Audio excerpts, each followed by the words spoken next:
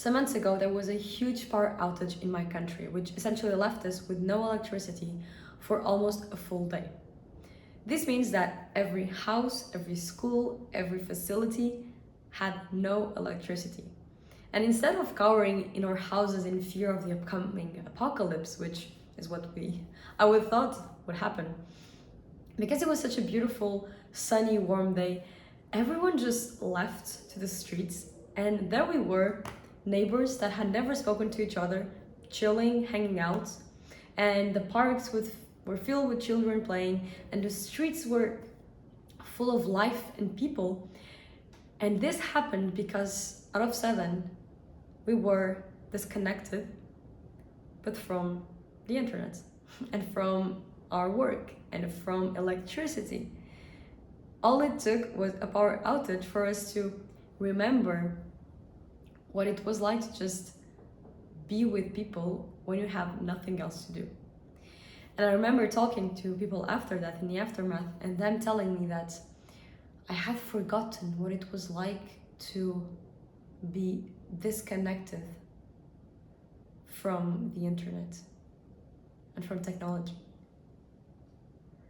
And it's crazy because it's this connection that led to so many different and new connections that would never have happened.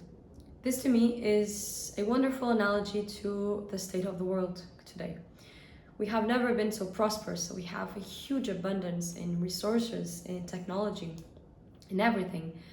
Yet we have never been more depressed. Depression is a consequence of a disconnection crisis, which is happening at 2 levels. On a biological level, because we are very disconnected from nature, from our natural way of being, through food, through the way we act towards the world. And at the spiritual level, as a consequence of apathy and of the numbness that we feel towards life. Regarding the first topic, what they say is really true. We are Stone Age men living in a digital age, which has made it very possible for us to mask the fact that we have an inevitable and inseparable bond with nature. We have created houses that warm us and that protect us from the harsh weather conditions. We have created factories that produce our clothes and our food. We have technology, which has made everything pretty much accessible at a click away. And we have a society which makes decisions and makes life quite easy because there is always a very logical decision. And there is also always an answer to the stage of life that you're living. You never really have to think about it because all the answers already exist for you. Yet the same convenience is also the reason why we are so depressed. What we're eating right now is so filled with toxins, with pesticides, and is so low in nutrients that we might as well sometimes be eating that food. For example, there was a study published by the University of Texas which found that, which compared data from 1950s to 1999, and they found consistent declines in 43 vegetables and fruits. So an overall decline in protein, in iron, vitamin C, calcium, vitamin A, and vitamin B2, which have huge effects on our mental health, despite what media usually tells us. How does this impact our mental health? Well, for example, the vitamin B complex has been found to be very linked with depression. And we know that when supplementing vitamin B specific doses to depressive people, there are huge positive effects on their mental health. Also, omega-3. So omega-3 are polyunsaturated fatty acids, which are found usually in very fatty fish. And because of the quality of the fish that we're eating, and because of the fact that our diets are usually lacking in those very healthy fats, there are a lot of people who are suffering from a deficit in omega-3s. What was found was that omega-3 supplementation significantly improves depression.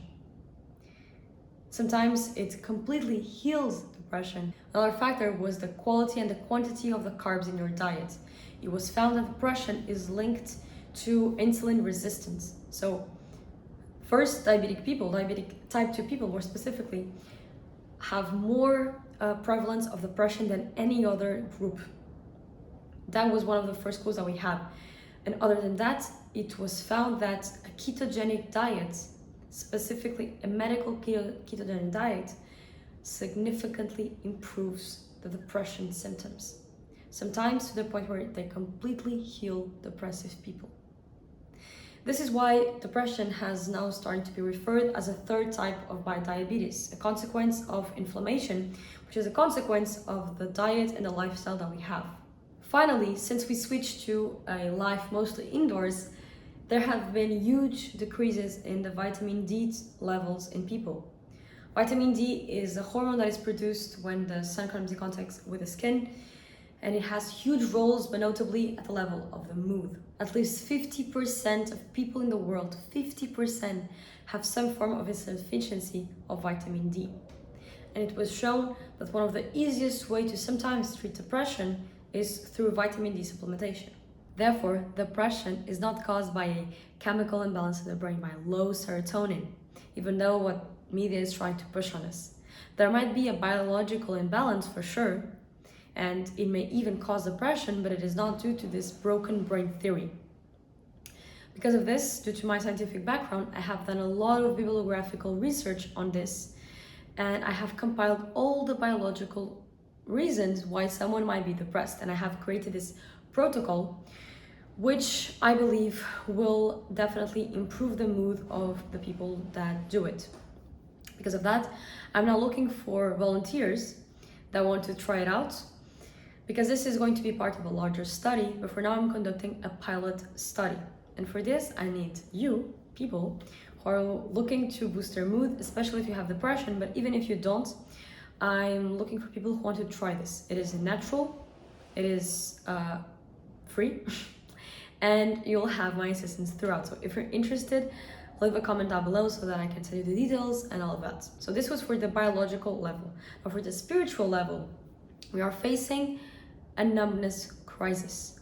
People, especially in Western countries, are living these very apathetic lives and this very apathetic existence. And developing countries are also starting to catch up as they adopt a more Western type of living as time passes. We have now started to consume information just like we consume any other good or food. We voraciously consume, we watch, we stream, we play. We do all of these things in order to feel good, but they just leave us feeling worse. We are stuck in this vicious cycle where we need increasingly extreme information just to feel something, and normal life just doesn't do it for us anymore. Why would we react to a flower blossoming in a field where we just watched a photo of 100 flowers in a perfect bouquet?